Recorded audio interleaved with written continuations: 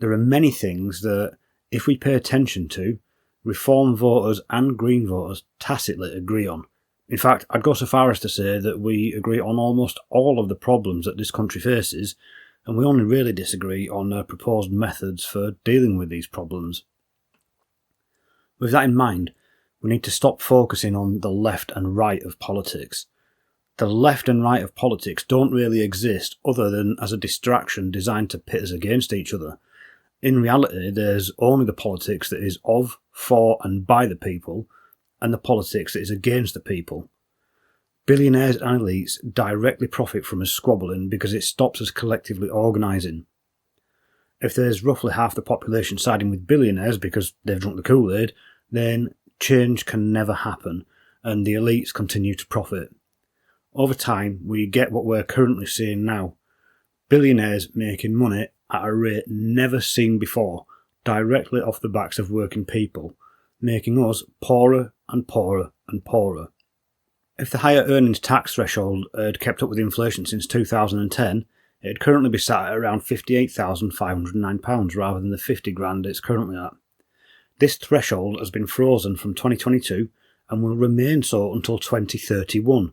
We have the highest tax burden on working people in generations, and we're getting nothing for it.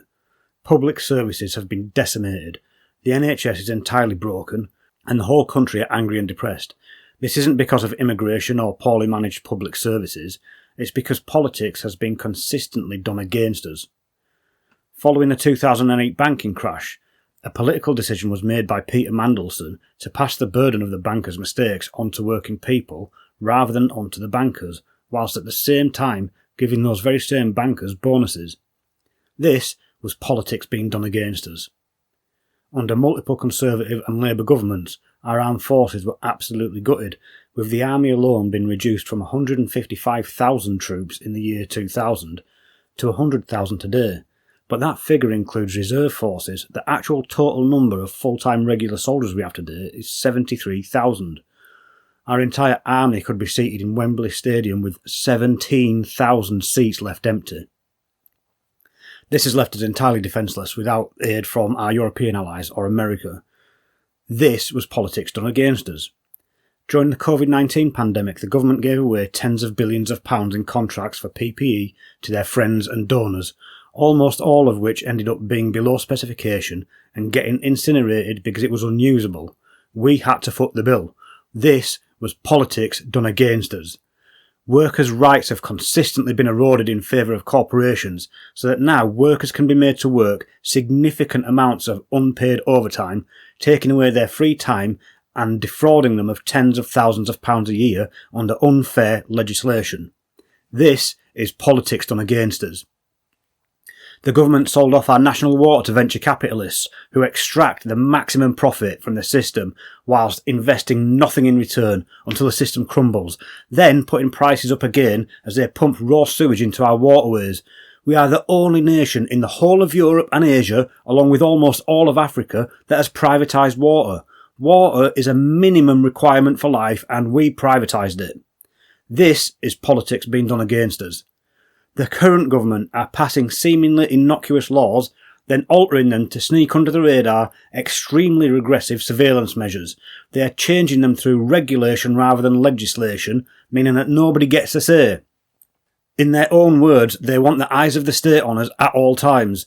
They are trying to say that this is for public safety and to protect people, but the people that we need protecting from is the government. This is politics being done against us. This same government has legislated against trans people and the wider LGBTQIA+ community.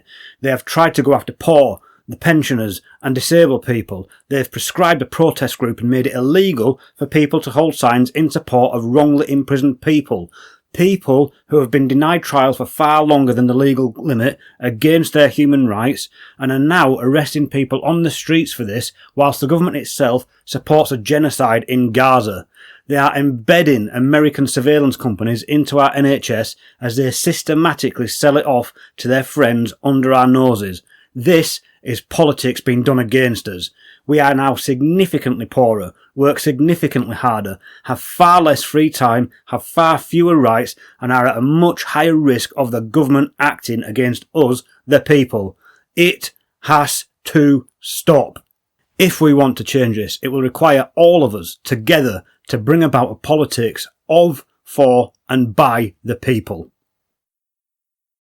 In contrast, the Green Party of England and Wales is an entirely democratic organisation. The leader and co-deputy leaders have been chosen by the membership, as have every person that holds office within the party.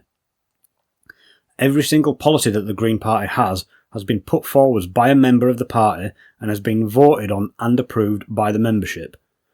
If a single member does not like a policy or has an idea for a new policy, they can put forward their idea, campaign within the party to spread their idea, and then the membership can vote on it at the party conference, which is open to all members. Hannah Spencer, the Green Party nominee in the Gorton and Denton by-election, did exactly this with the policy surrounding greyhound racing, and, as a result, the policy changed. This means that no matter who you are, as long as you are a member of the party, you can directly affect policy. You can directly affect change. Every member has a voice, and every member has power. This is politics of, for and by the people.